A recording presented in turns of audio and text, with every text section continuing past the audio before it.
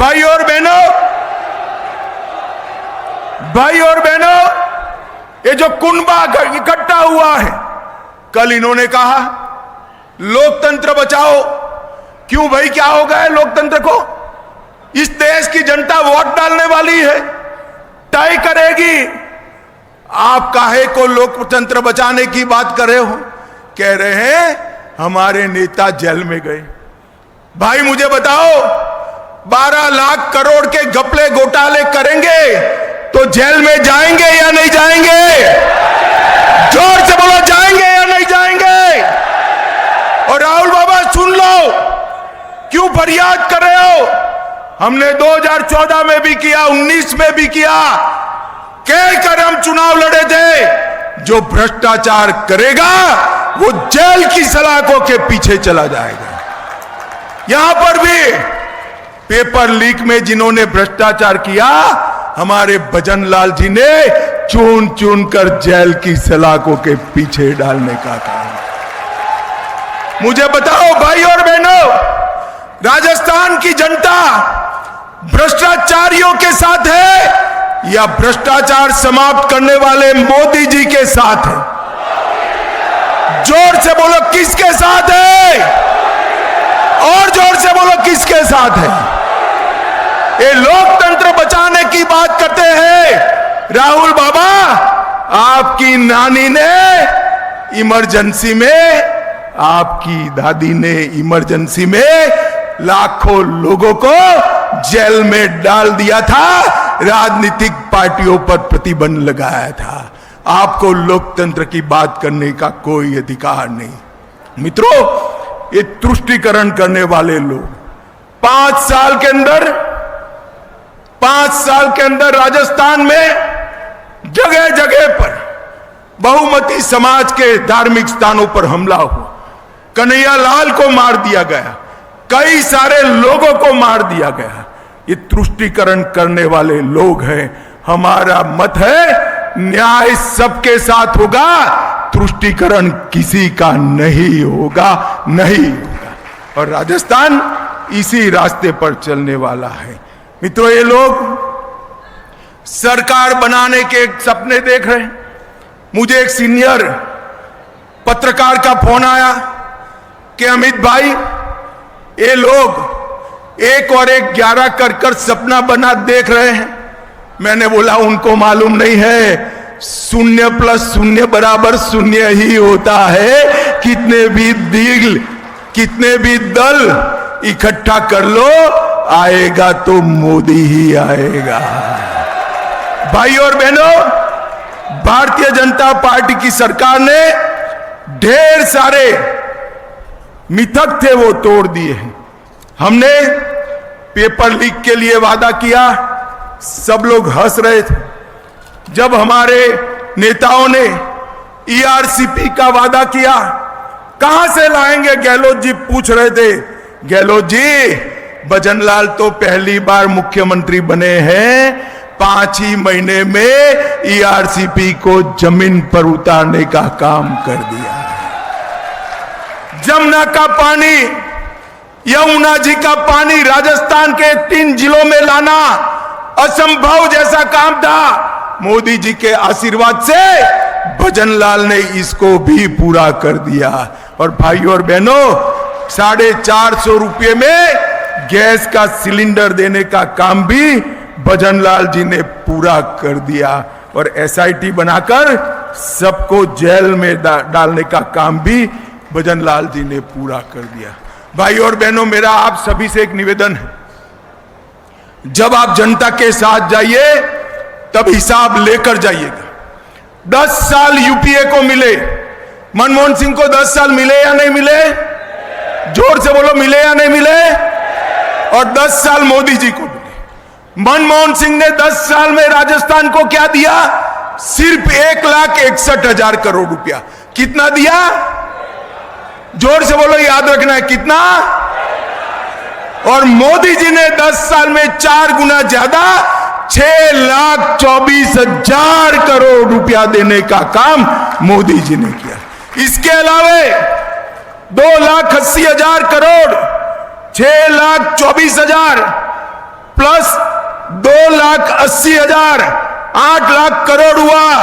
2 lakh crore road के लिए, 70,000 crore railway के लिए, 7,000 करोड़ एयरपोर्टों के लिए और 60,000 करोड़ की रिफाइनरी देने का काम हमारे नेता प्रिय प्रधानमंत्री नरेंद्र मोदी जी ने किया।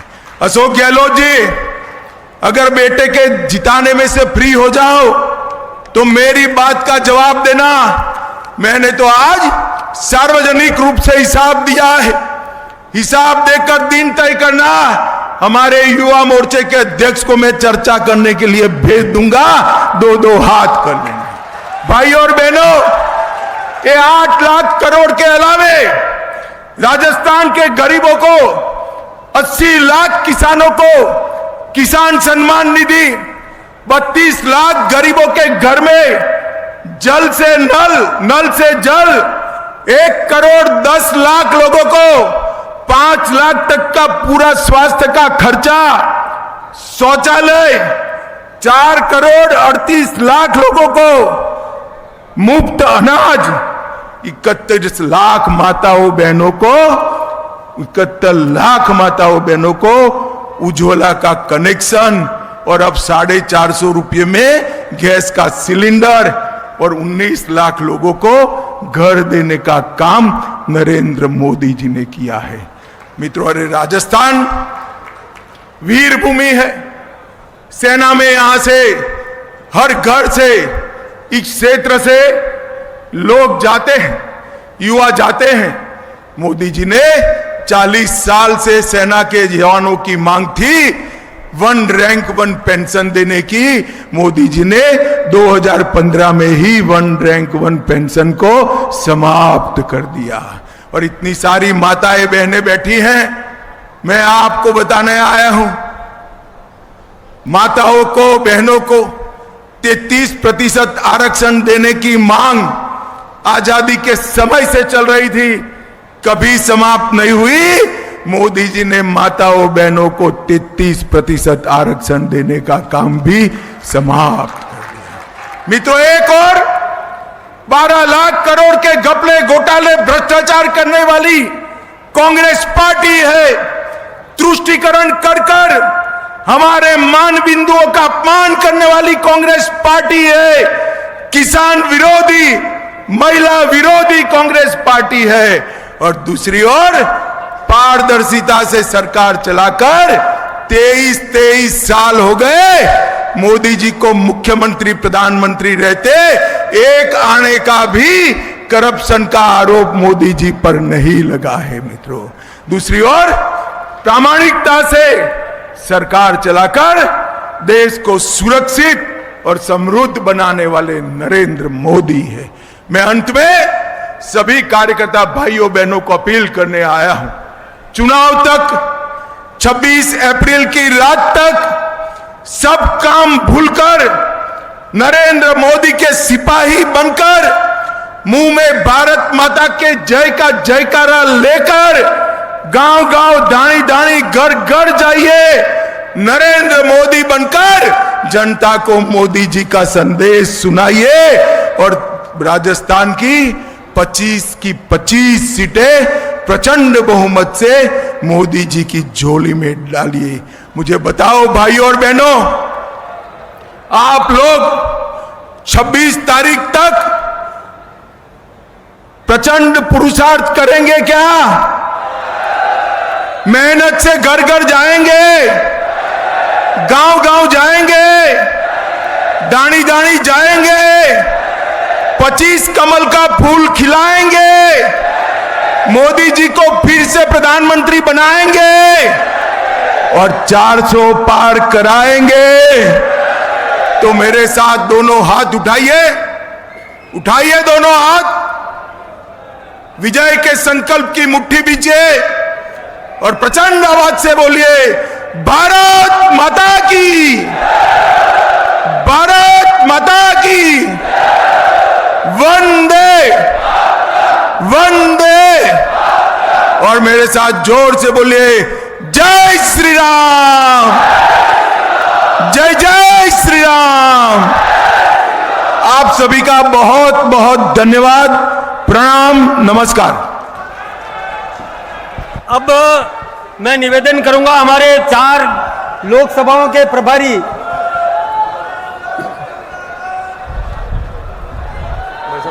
एक कार्यकर्ता तस्वीर लेना है।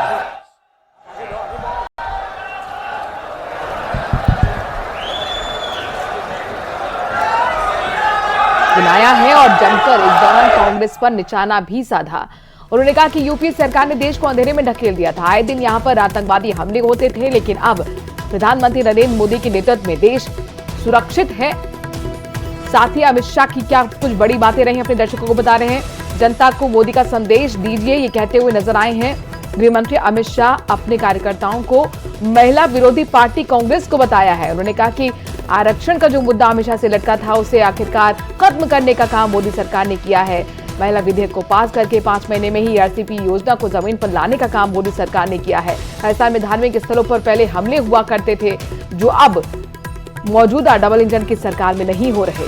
जनता को मोदी का संदेश लेकर जाएं, ये आह्वान करते हुए कार्यकर्ताओं को मंत्र देते हुए गृह मंत्री अमित शाह नजर आए हैं।